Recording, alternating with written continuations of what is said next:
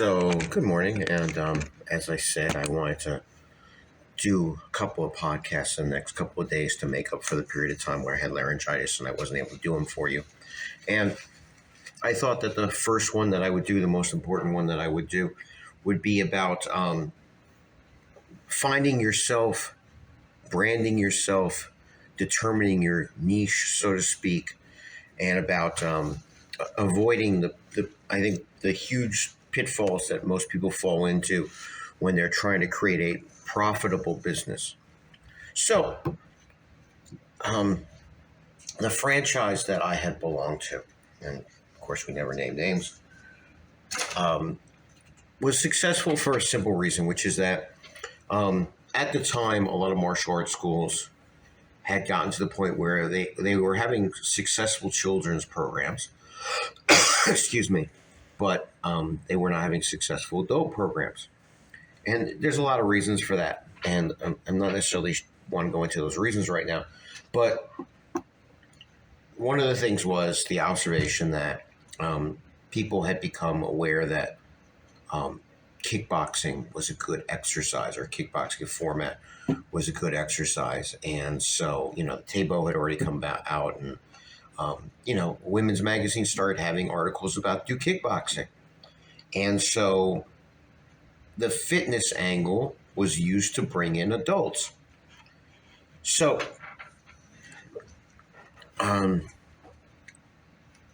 it was successful that way. And it's true, martial arts are very good exercise.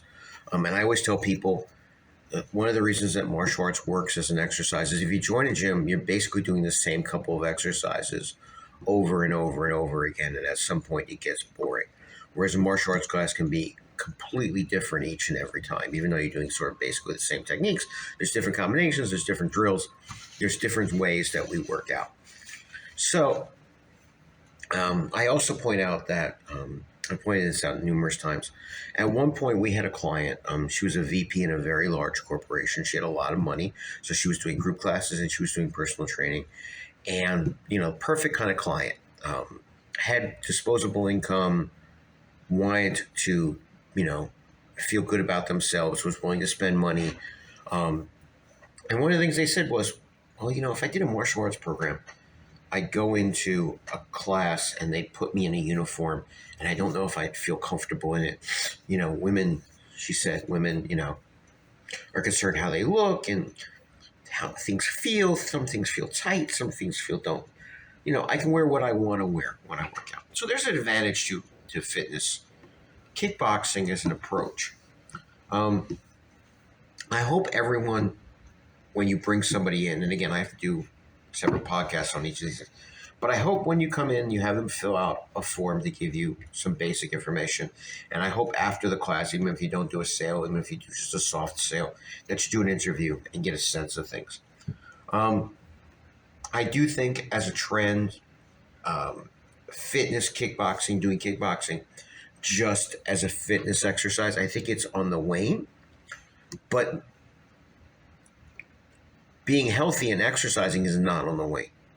And what I mean by that is that now people will come in and say, I want to get into shape. I want to do something that's fun. I want to learn some self-defense. I've always wanted to do martial arts. These kind of things that sort of originally brought people into martial arts.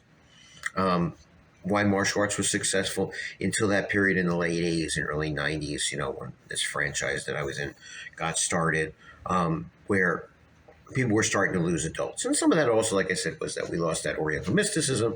The UFC came and people were questioning whether this was valuable, blah, blah, blah, blah, blah. But not to get off the topic. Fitness is something that a martial arts program offers. And if you do it, for example, in a kickboxing format, right, it has an appeal because, it's kind of, for, like I said, for women, for men, it's kind of relaxed. In other words, it's not putting somebody in uniform, putting them on a belt, treating them like a kid. A lot of problems with the industry was that we developed a lot of successful strategies for teaching children, but then we tried to apply it to adults. You're not asking them to learn forms. You're not asking them to learn a foreign language. You're basically doing a class where they're learning the punches and the kicks and the knees and the elbows, etc., and they're hitting stuff and they're having fun. But I think the problem was that when we got um, into this fitness mindset, we decided somehow, a lot of the franchises, a lot of the schools, that you would compete with the fitness industry. And so, for example, we started off as when not even arguably, but demonstratively, by statistics and numbers and everything, we were doing what we were doing. The marketing was bringing people in, and people were signing up, and a lot of money was being made. Um, I was doing about $57,000 a month at the beginning. And then when the franchise decided that they wanted to compete with the fitness industry, that became the beginning of the end. I don't want to get into the history that I'm getting into that to this only to get to my larger point here, which is to be true to what you are. If you're trying to compete with Soul Cycle, it's $1 billion corporation. Orange Theory, all these other companies that they're out there. And again, they're kind of culty. And I think in the long run, what happens is they make a lot of money, and then the next fad comes along, and then somebody jumps into something else. Whereas martial arts has been here a long time, it's here now, and it'll be here a long time afterwards.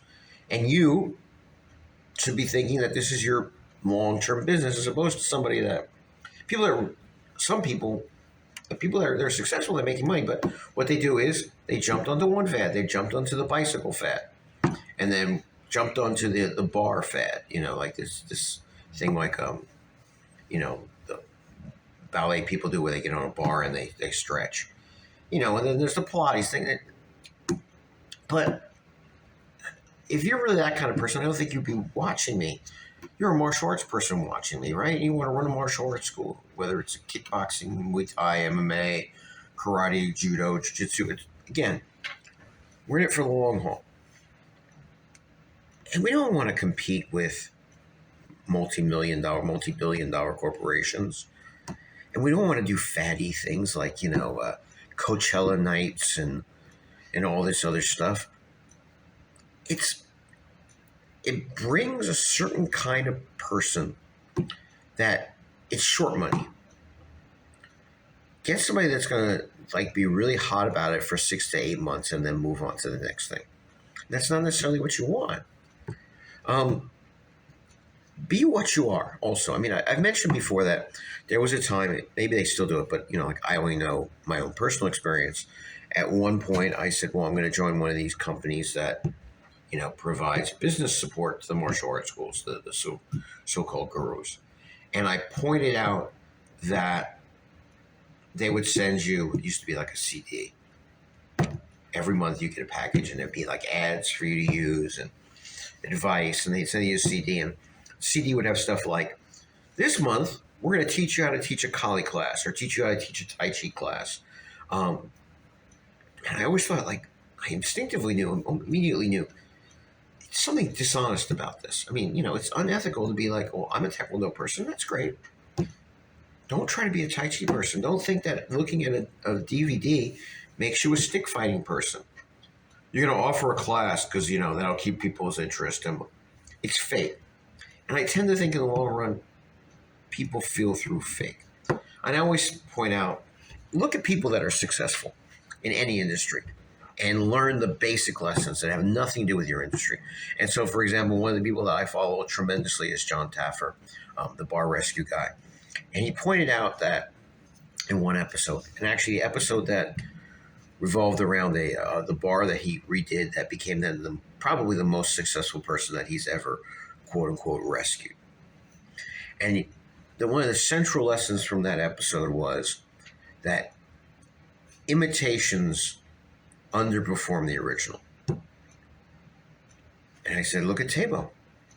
That was the first kind of let's take martial arts and make it like a fitness thing, and it made a tremendous amount of money.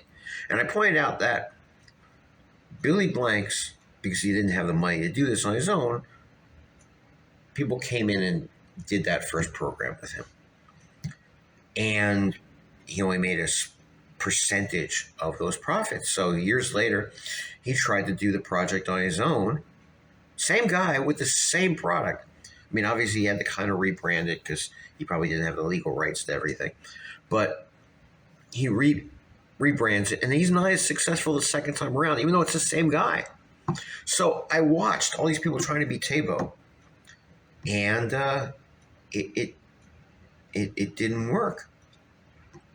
There was another cardio kind of movement, martial arts movement, and again, people tried to copy them. They were the original, and it didn't go over well. But I'm not going to mention them because I'm going to be somewhat critical of them, which is that started off as a martial arts based fitness program, and it was successful. And then it started getting into the more like, well, let's make it fitness. And so they started to use like resistance bands and started making it more like those kind of classes. And I can tell you that because I know people that did that program, people would come in and go, well, I came in for a martial arts fitness class. I won't use the name, obviously. I'm trying to avoid using the name or giving any hints. And now I'm instead like pulling rubber bands and using, medicine balls and things like that. It's just not genuine. When I started off in that franchise, I was doing my class, and my class was making a lot of money. And then the franchise decided that we were going to do things differently. And, that was sort of the beginning of the end because I didn't agree with it. And we were making a lot of money doing what we did. And when I tried to kind of go along to a certain degree and tried to do things like Coachella nights and DJ nights and all these other like little fatty kind of things, they did not work. And we belong to a group with all the owners, and people were like, well, I have mostly people that are in their 30s and their 40s. They don't even know what Coachella is. Some of you may not know what Coachella is now, and you may have to go Google it. It's, there's a gym that has a pizza day. And of course, people point out like pizza is not the healthiest thing to give people, right? And people tried to copy Pizza Day, and it didn't work out. Do what you do. Now, by all means, make it accessible, have ways of explaining it, focus on the positives and the benefits, but be yourself. And then find what your niche is so that you're not copying things. I've carved out my own niche, and again, the problem that I had when I belonged to that franchise was I was very sure what I was doing and why I was doing it. And when what I did didn't gel, didn't mesh with what they wanted to do, then obviously probably resulted in that parting of ways. But if you're trying to compete with fitness by being, like trying to compete with kind of culty, multi-million-dollar things, it's not what you are. And it's competing where you don't know anything. You're an expert at martial arts, I'm assuming, if you're running a school, right? If you're a third degree black belt in Taekwondo, you know Taekwondo. Don't try to be, it's the same thing like when Gracie Jiu-Jitsu came out and people started trying to do ground stuff and didn't have any idea what they were doing on the ground. Be what you are. Be the best at what you are.